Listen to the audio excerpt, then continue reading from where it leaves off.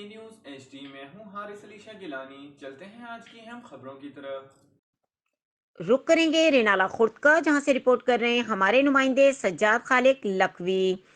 حکومت تھیلیسیمیا کی مستقل روک تھام کے لیے شادی سے قبل ٹیسٹ کو لازمی قرار دے دیا۔ اس سلسلے میں قانون سازی کر کے لاکھوں بچوں کو سسکنے سے روکا جا سکتا ہے۔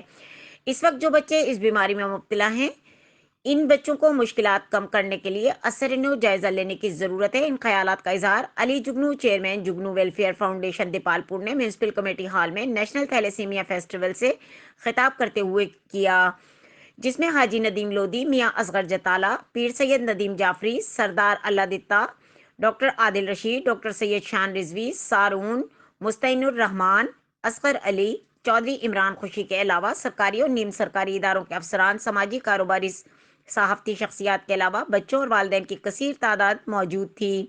اس موقع پر بچوں کی تفریح کے لیے رنگا رنگ پروگرامز، گیمز، میوزک کا اہتمام کیا گیا۔ اس سیمینار کی خاص بات یہ تھی کہ پنجاب بھر سے تھیلیسیمیا پر کام کرنے والی تنظیموں کے نمائندوں نے شرکت کی۔